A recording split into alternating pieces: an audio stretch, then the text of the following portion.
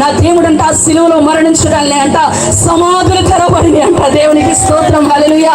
ఒక్కసారి ఆలోచించండి, నేను చెప్తున్నాను అంటాడు.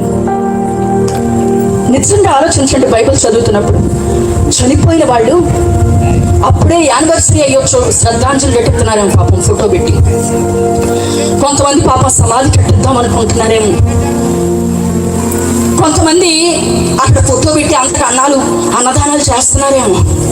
ఈ అన్నదానాలు చేస్తా ఉంటే, ఫోటోకి దండేద్దామంటే అక్కడ సమాధి లేపబడంట, ఈయనంట సంచరిస్తున్నాడంట, బయటకు వచ్చేసాడంట.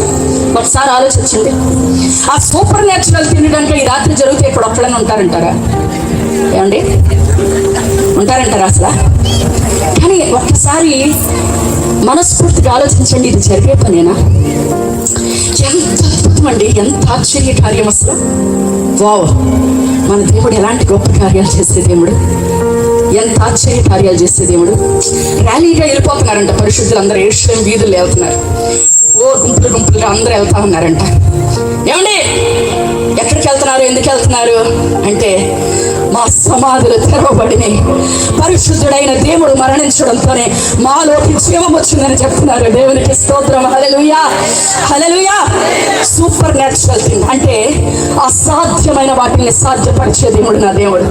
ఇప్పటికే ఆశలు వదిలేస్తున్నావు, ఆ కోరిక వదిలేసావు, ఇట్లా జరుగుతుంది, అదన్నటికీ నెరవేర్చబడదని వదిలేసావు. కానీ నా దేవుడు సాధ్యపరచగలిగిన సమర్థుడు. ఆదరణకర్త, ఆశ్రయదుర్గ.